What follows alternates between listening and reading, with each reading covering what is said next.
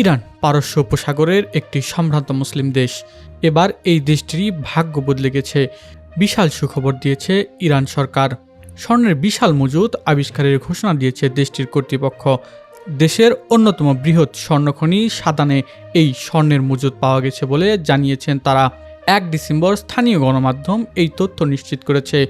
শিল্প, খনি ও বাণিজ্য মন্ত্রণালয় এরই মধ্যে নতুন এই আবিষ্কারের সত্যতা স্বীকারও করেছে। নতুন আবিষ্কারের ফলে সাদানে নতুন সোনার মজুদ উল্লেখযোগ্যভাবে বাড়বে বলে মনে করা হচ্ছে। এই খনিতে প্রায় 7.95 মিলিয়ন টন অক্সাইড সোনা আকরিক এবং 53.1 মিলিয়ন টন সালফাইড সোনা আকরিক রয়েছে।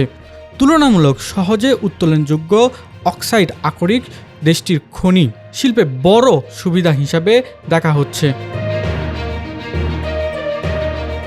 ইরান কখনোই জাতীয় সোনা মজুদের সুনির্দিষ্ট পরিমাণ প্রকাশ করেনি, তবে সাম্প্রতিক বছরগুলিতে সোনা কেনার প্রবণতা উল্লেখযোগ্যভাবে বেড়েছে।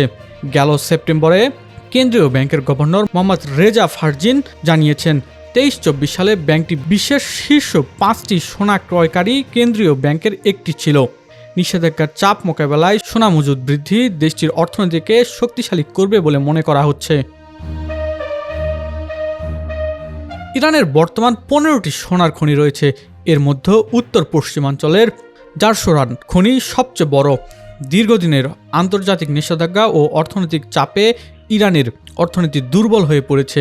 পরমাণু কর্মসূচি নিয়ে যুক্তরাষ্ট্র ও পশ্চিমা দেশগুলোর অভিযোগের প্রেক্ষিতে আরোপিত নিষেধাজ্ঞার পাশাপাশি ইসরায়েল ইরান যুদ্ধ পরবর্তী পরিস্থিতি আরও কঠিন হয়ে ওঠে। তবে নতুন এই সোনার খনি ইরানকে নতুন করে আশার আলো দেখাতে শুরু করেছে। ভাগ্য বদলে দেওয়ার রসদ খুঁজে পেয়েছে খামেনির দেশ। ডলারের বিপরীতে রিয়ালের ক্রমাগত অবমূল্যায়ন ও তীব্র মুদ্রাস্ফীতির কারণে অনেক ইরানি সোনাকে নিরাপদ বিনিয়োগ হিসাবে বিবেচনা করছে।